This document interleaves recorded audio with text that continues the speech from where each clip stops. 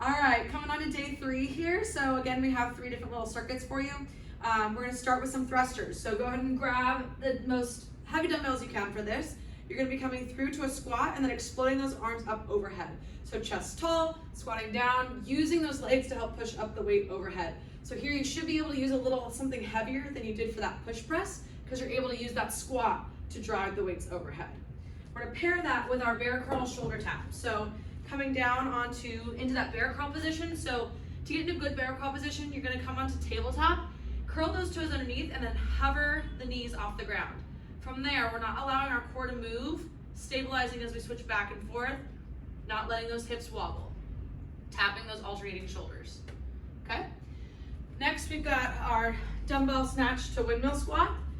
So we're grabbing a little bit lighter dumbbell here because we're working on shoulder stability and a little bit more of a power movement.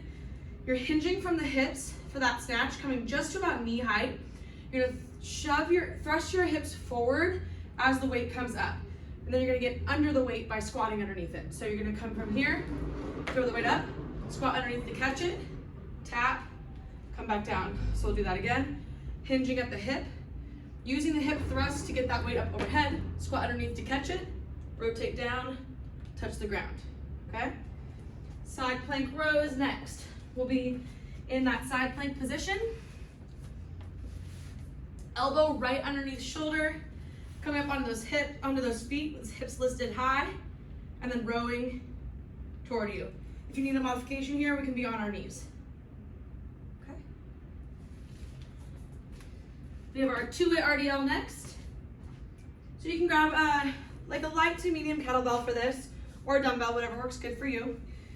We've done our RDL multiple times here. We've done this 2-way RDL, I believe, as well, but just to go over, nice tight core. We're tipping from the hips when we do that RDL.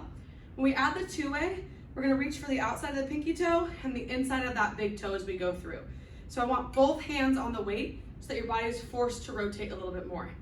So you're gonna tip from the hips, come toward that pinky toe, back up, and tip from the hips again, coming toward the inside of that big toe, and back up. You wanna make sure that you're not getting any weird twisting throughout the body as you do that.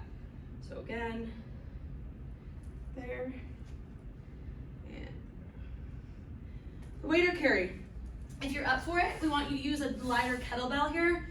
If you need to, you can also use a dumbbell. So for the waiter carry, we're holding that kettlebell with that arm straight out from the shoulder, holding it upside down for that stability. Nice tight core here as we walk down. What you'll often see people do is rotate this arm out. You want to keep it right in front of you. Go down one way, and then you can always switch your arms when you come back, or switch sides after your full lap.